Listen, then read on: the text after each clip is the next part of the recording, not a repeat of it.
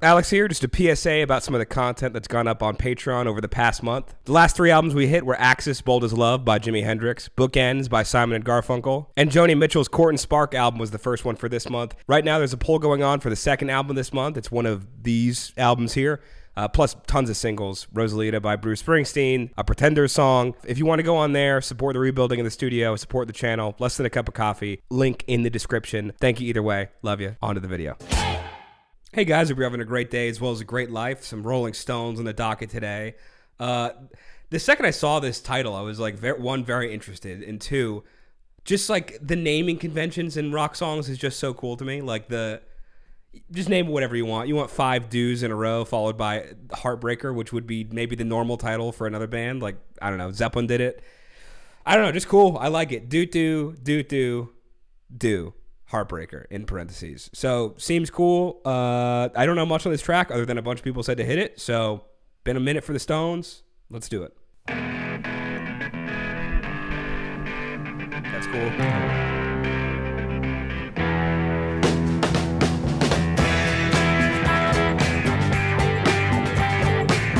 I love that walk. The police in New York City chased a boy right through the park. In a case of mistaken identity, they put a bullet through his heart. Heartbreakers, with the photograph, I wanna tear your world apart. You heartbreaker, with your photograph, I wanna tear your world apart.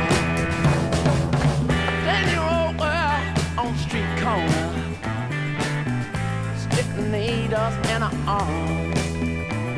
She died in the dirt of Hollywood.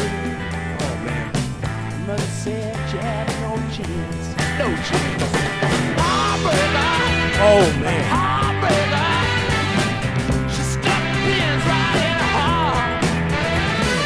Heartbreaker. A pain maker. Stole love right out your heart. Oh yeah. Oh yeah. Goosebumps everywhere.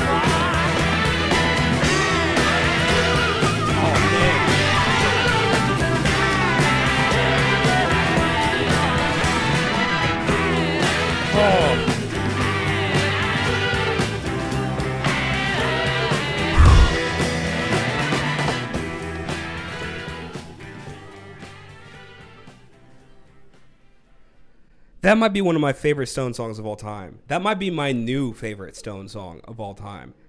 And like, I know there are ones that are objectively better, and like I think my favorite one is probably Dead Flowers.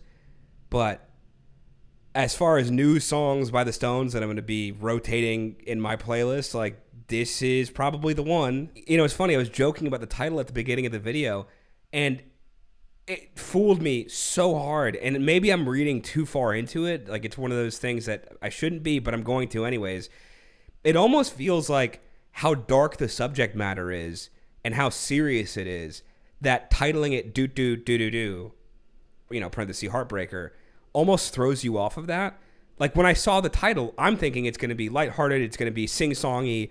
Not the case. Like, while it is catchy and while I do want to sing along, it does not give the vibe that I thought it was.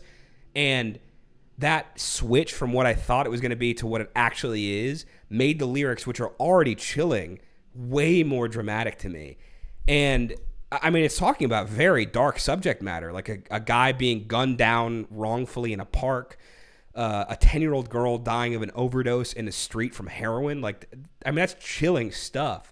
And I love the flip on the word heartbreaker. Like, I say it's a flip, it's exactly what it means, but I'm thinking of how it's like usually used, which is in terms of like a romantic relationship. And this is not that at all. And I mean, it's like truthfully heartbreaking. Like, I can imagine Mick Jagger or the Stones watching news stories of this happening. I mean, I've seen it in my own life where it's like you see something terrible and sad in the news, or you hear about something that tragic that happened, and it breaks your heart. Like, the idea of a 10-year-old girl dying from drugs, laying in the street, whose mother was like, she had no chance, is heartbreaking, like actually heartbreaking. And Mick Jagger in this, his vocals are so passionate. And like, he's got this weird inflection to him, which he's known to do. He does like fake cowboy accents, However he's singing in this is just like 1 degree off from how he typically sings.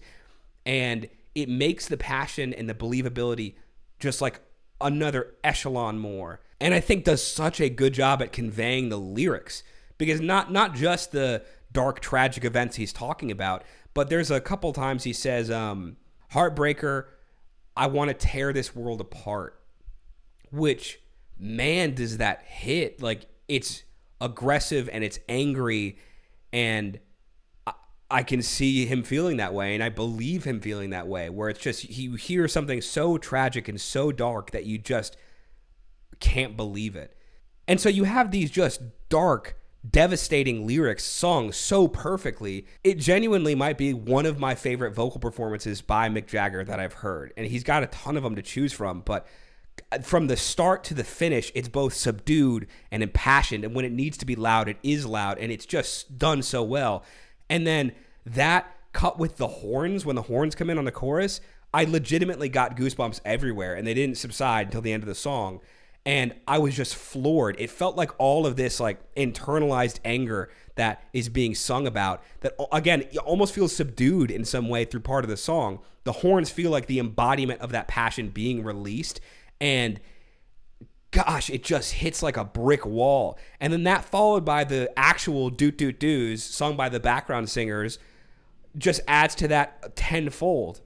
And so those coming one after the other, I think that's like pretty confidently my favorite part of the entire record is right there. Just staggeringly good. And that's to say nothing of the rest of the musicians on this, who are phenomenal. Like, the guitar that's happening is so good. I love the wah at the beginning, and you have like the two guitars playing on the left and right that just add such a cool groove. The chords are great, and it's like this bluesy kind of progression at the beginning. I don't know if it keeps repeating that. It feels a little different through the rest of the song, but especially as it starts, you get to feel like this passion building, and it's done so well. And even the bass is just, when it needs to be thumping along and like making you get that drive for the song, it's doing that. And when it gets to noodle a little bit, it's noodling.